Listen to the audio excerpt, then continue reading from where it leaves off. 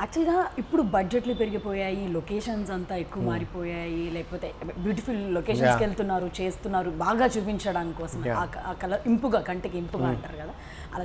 కానీ మీరు ఆ 2006 బొమ్మరిల్లులోనే ప్రతి ఫ్రేమ్ కూడా చాలా ప్లెజెంట్గా ఉన్న వాటిలో అంత కలర్ఫుల్గా చూపించే ప్రయత్నం మొదటి నుంచి కూడా కనబడుతుంది. అది అది ఫస్ట్ రీజన్ ఏంటంటే, ఇప్పుడు నా అసిస్టెంట్స్ కూడా నేను ఫస్ట్ చెప్తాను, ఫస్ట్ ఒక చిన్న కెమెరా కొనుక్కోండి, ఆర్ఎల్స్ మొబైల్ ఉంది, ఒక ఫోటో తీయడం నేర్చుకోండి. ఇలా చూస్తే లొకేషన్లా కనిపిస్తుంది. దీంట్లో ఒక ఫ్రేమ్ చూడాలి, అది ఫైండ్ అవుట్ చేయడం తెలిస్తే మనకు ఆటోమేటిక్గా ఒక విజువల్ టేస్ట్ పెరుగుతుంది. ఆ విజువల్ టేస్ట్ అన్నది ఒక క్యారెక్టర్స్ ఒక సీన్ని చేయడానికి చాలా హెల్ప్ఫుల్గా ఉంటుంది అన్నది ఎప్పుడు చెప్తాను నా అసిస్టెంట్స్కి. సో జస్ట్ ఫొటోస్ తీసి పెడుతూ ఉండంటారు నాకు అంటుంటాను. ఆ ఇమేజ్ తీయడంలో తెలిసిపోద్ది, ఒక షార్ట్ ఇక్కడ అందంగా చూడగలిగాడు, ఈ లొకేషన్లో ఒక ఫ్రేమ్ చూడగలిగాడు అన్నది. అది నాకు చాలా ఇష్టం. సో ఒక నైస్ ఫ్రేమ్ కరెక్ట్ ఒక అందంగా ఒక బ్లాక్ పెట్టడం అన్నది నచ్చుతుంది. సో కలర్ఫుల్గా అది చేయగలుగుతాను. కలర్ఫుల్ ఆరెంజ్ కూడా అంతే, నేను మొత్తం అది అయితే ఇంకొక లెవెల్లో చేసాం. అంటే ఒక కలర్ఫుల్గా ఉండాలి ఫ్రేమ్ 1 నుంచి ఎండ్ కార్డ్ వరకు కలర్ఫుల్గా. సంథింగ్ ఎప్పుడు బోర్ కొట్టినా ఫస్ట్ నేను పెట్టుకునే సినిమా ఆరెంజ్.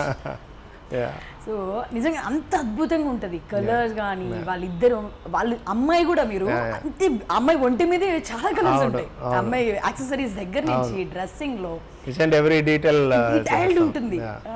సో ఇది కూడా అంతే కలర్ఫుల్ ఫిల్మ్, కలర్ఫుల్గా ఉంటుంది అండ్ నైస్ విజువల్స్.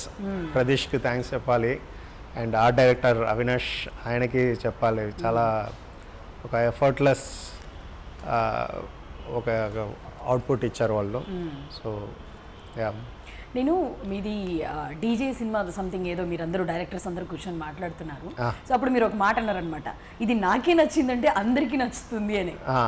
సో ఏంటి అంతగా అంటే ఇప్పుడు చాలా మంది వర్షన్స్ డిఫరెంట్గా ఉంటాయి. నాకు నచ్చింది అని అంటే మీరు ఇంకా దాన్ని ఎంత ఫిల్టర్ చేయాలి అంత చేస్తారా?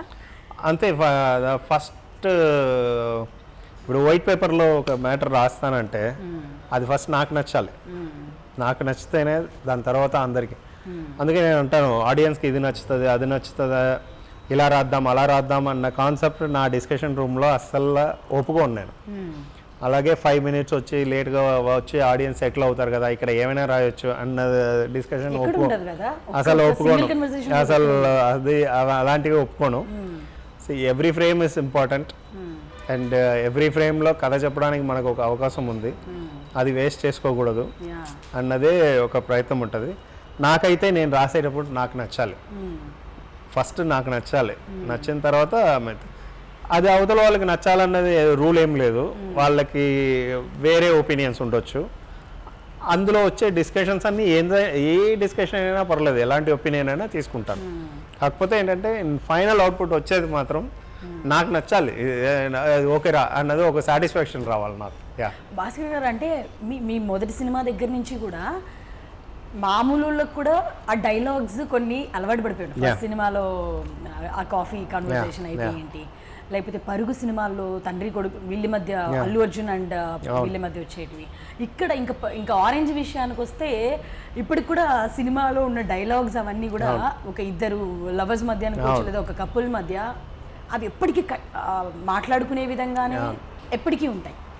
వాటి మీద కూడా చాలా ప్రత్యేకమైన శ్రద్ధ కనబడుతూ ఉంటుంది ఆ డైలాగ్స్. అది మళ్ళీ అక్కడ ఏదో హడావిడిగా డైలాగ్ చెప్పేసామా, దీనికి విజిల్లు గోలలు కొట్టామా, అది కాదు. అది కూడా జనరేషన్స్ తరబడి గుర్తుపెట్టుకుండి పోయేలాగా. సో డైలాగ్స్ రాసేటప్పుడు ఏంటంటే ఫస్ట్ నాకు ఒక స్ట్రాంగ్ అడ్వాంటేజ్ ఏంటంటే లాంగ్వేజ్ బాగా నేర్చుకున్నాను. అది ఒక ఫస్ట్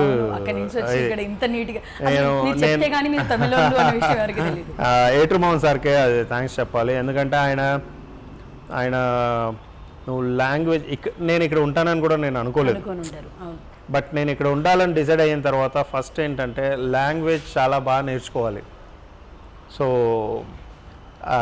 నేను చదువుతాను, తెలుగు బాగా చదువుతాను. అండ్ నేను ఎప్పుడు నాకు లాంగ్వేజ్ మీద గ్రిప్ వచ్చిందో ఇంకా డైలాగ్స్ రాయడం నాకు చాలా ఈజీ అయింది. నేను తమిళ్లో అనుకుని దాన్ని తెలుగులో అయితే రాయను, బొమ్మరిల్లు నుంచే. నేను డైరెక్ట్ థాట్ ప్రాసెస్ ఇందులోనే ఉంటుంది, తెలుగులోనే ఉంటుంది, తెలుగులోనే రాస్తాను. సో అది సో డైలాగ్స్ రాసేటప్పుడు ఒక ఎంజాయ్ చేసి రాస్తాను. సార్ ఏంటి మీరు ఏమైనా మీరు కూడా ఆ స్టోరీతో ట్రావెల్ అవుతూ ఒకవేళ దాంట్లో మీరు ఇప్పుడు అంత హృదయానికి హత్తుకునేలాగా లేదా గుర్తుండిపోయేలాగా ఆ సీన్కి అంత ఈ ఒక్క డైలాగ్ చాలు అదే అంటారు చేశారా అలా ఉంటాయి. దాంతో ట్రావెల్ అవుతూ మీరేమైనా ఓల్డ్ మెమరీస్ ఏమైనా గుర్తు అంటే ఏంటంటే రాసేటప్పుడు ఏంటంటే ఒక క్యారెక్టర్స్ ఏదో ఒక సీన్లో, అన్ని సీన్లో కాకపోయినా ఏదో ఒక సీన్లో ఒక క్యారెక్టర్ సంబంధించిన ఒక్క డైలాగ్ బలంగా బయటకు వస్తుంది. అది ఒక ఇంటెన్స్ డిస్కషన్లో నుంచి టక్కున వస్తుంది, చాలా చిన్న డైలాగ్ అవుతుంది కానీ అది బాగా నచ్చుతుంది. అలాంటి డైలాగ్స్ రాసేటప్పుడు చాలా హ్యాపీగా అనిపిస్తుంది. అది ఆ క్యారెక్టర్ మైండ్లో నుంచి హార్ట్లో నుంచి వచ్చిన డైలాగ్ అవుతుంది. సో ఆ రైటింగ్ అది ఒక ప్రాసెస్ అండి. అసలు మోర్ దెన్ ఫిల్మ్ మేకింగ్లో రైటింగ్ అన్నది నేను బాగా ఎంజాయ్ చేస్తాను. అదే మేజర్ కూడా సినిమా హిట్ తీయడం నేను చాలా ఈజీగా తీసేస్తాను. ఓ బ్లాక్ పెట్టాలంటే నేను పొద్దున లొకేషన్కి వెళ్ళే వరకు ఏ షాట్ ఎక్కడ పెడతాం, ఒక సీన్ కొరియోగ్రఫీ ఏంటి ఏది ఆలోచించను. జస్ట్ పొద్దున వెళ్ళి దిగిన తర్వాత ఫస్ట్ షాట్ పెడతాను అంతే. నాకు ఇటుపక్క నా కాన్సన్ట్రేషన్ అంతా ఇటుపక్క ఉంటుంది. అటు తీయడం నాకు చాలా ఈజీ. అది నేను చదువుకున్నాను, నాకు ఎలా తీయాలో తెలుసు. సో అది ఒక జ్యూస్ తాగుతూ హ్యాపీగా చేసే పని. బట్ ఇక్కడ ఏంటంటే రక్తాలు పోయి రాయడం అన్నది చాలా అది